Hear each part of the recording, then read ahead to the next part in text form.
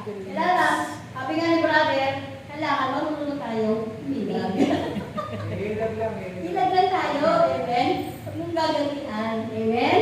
No? Kaya nga kung mga kapatid, alam na yung mga kaaway natin, minsan, nakikita, pero merong kaaway na hindi nakikita.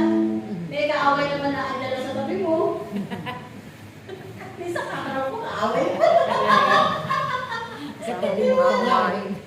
Sama mo pa minsan kumain. Minsan katabi mo nga sa pagtulog, kaaway mo.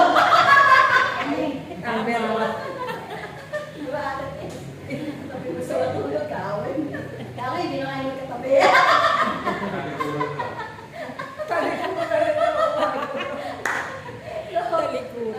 Ito nga po, talagang hindi nawawala yung kaaway kasi diyan makikita kung nasaan ka na. Amen? Diyan makikita kung nasaan na ba yung level mo, nasaan ba yung pag-ibig ni Ates. Ano na bang level? Pataas ba o pababa? Pababa na pababa. Sabi nga sa mag-asawa na lang, habang tumatagal ba, lalo ba nagiging sweet? O lalo nagiging sour? Sweet and sour. Nawawala na yung pag-ibig. Ang palayan, ang palayan. Pait. Pait na. Pero kailangan habang tumatagal, dapat parang nagiging asawa. Mas sigit pa sa hani ang pag-asawa. Kahit na hindi kayo nagtatabi na, may kailangan na kayong tulugan. Minsan magtagpulin kayo. Ano pa rin? Hindi na magkatabi. Talagang mararamdaman mo po rin yung talagang pagmamahal na talagang yung bang hindi kayang kahit di mo sabihin, karamdam mo with action. Yung salita parang napaka-words, di ba? Pakita mo sa gawa. Pag hinahabot mo siya dyan ng gamis, paparamdam mo naman na talagang nakakasarap na pagkabot. Hindi yung parang mo lang dinulupin. Para sabi nga, di ba yun, karin yung, ano ba yun, babayo, kahit na, Sabi mo, ay ako lang yung sa'yo. karin yung babayo, sabi na.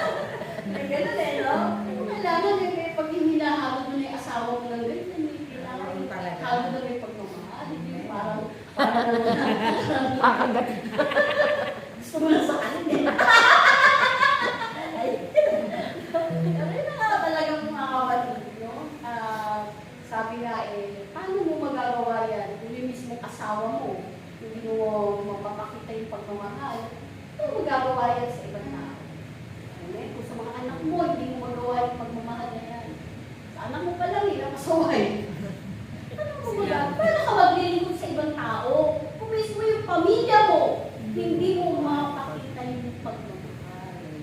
Amen? Kaya napakahalaga yung pagmamahal. Kasi tayo tinitry ni Lord. Amen? Hanggang saan ba yung level ng pagmamahal mo? Hanggang saan yung level ng pangunawa mo? Hanggang saan yung level ng pagtitiis mo? Hanggang saan yung level yung pagpapakumbaba? Yan, no? Minsan yung asawa ko gusto ko laging siyempre, ano yan gusto niya lagi siyang panalo Mainit ka na ulo na lang. Minsan, huwag ka na lang magsalita. Kaya ako na lang siya kung ano yung kanyang kasi panalo mo na. Kasi kung makikinisis mo pa yun sa'yo, hindi, mag-aaway lang kayo. Hindi na lang kung magsasalita. Tumahimik ka na lang. Amen? No, huwag ka na makipag-away. No? Alam naman ni Lord ko, yan yung pagpapakumbaba, yung pagiging tahimik. Tahimik lang tahimik. Para walang away, di ba? Kaya nga tunay mo mga kapatid, sabi nga, huwag ka nang lumayo, paaway mo, katabi mo sa tulog.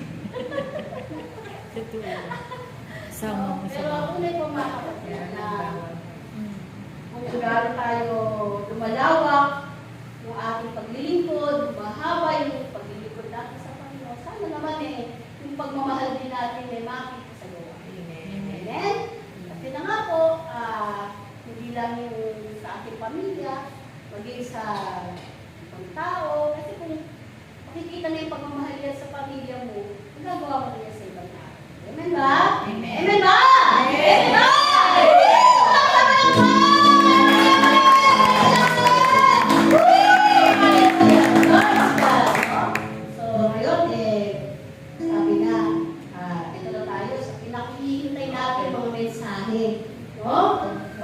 tayong naririnig everyday. Pero dito, sa gawain ng Panginoon, ang naririnig natin ang tinatawag na the audible voice of God. Amen?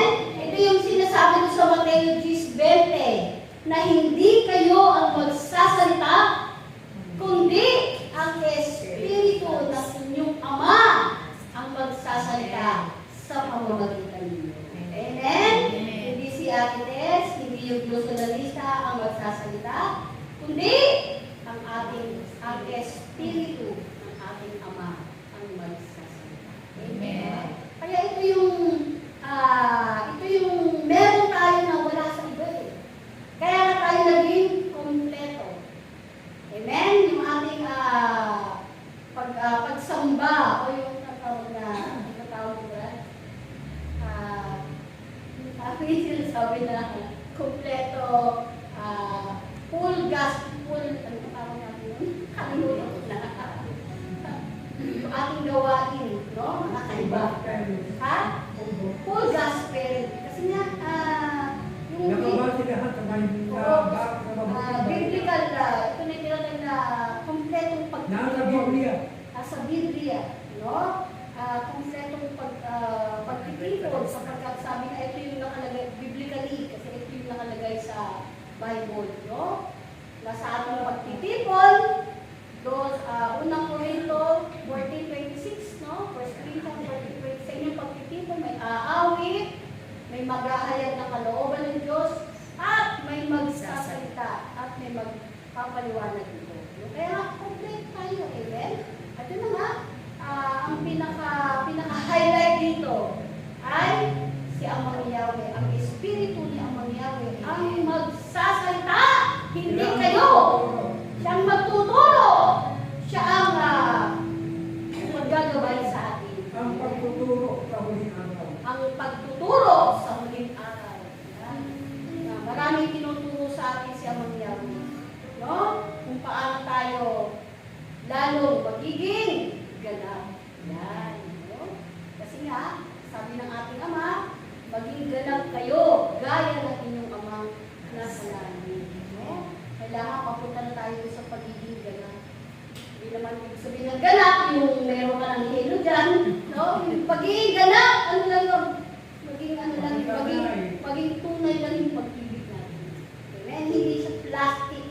Yung pag-ibig, yan ang pinakamahalaga. Amen ba? Ang pagiging ganap ay pagsasanay sa kapal. Pagsasanay sa kabanalan. Yung pagiging ganap. Kasi hindi naman agad magiging balat ka. Unti-unti ang proseso yan eh. Amen? Metanoia. Unti-unti pagsasanay sa kabanalan. Kaya yung pagiging ganap, proseso yan eh. Diba? Kung ganito po, from evangelization, conversion, transformation, perfection. Amen? Kaya yan eh. Step by step. Hanggang sa ma-reach mo na yung pagiging ganap. No? Marami ang proseso. No? Amen ba? Lalo ba kayo makinig? Sa unang kapahayagan. Okay, so nadako na po tayo sa unang kapahayagan. Espiritu Santo na ipagkakaloob ng ating ng ina sa Bagong Jerusalem, inang Heidi, at sa interpretasyon ng ating second lead disciple, inang Tess Ilan.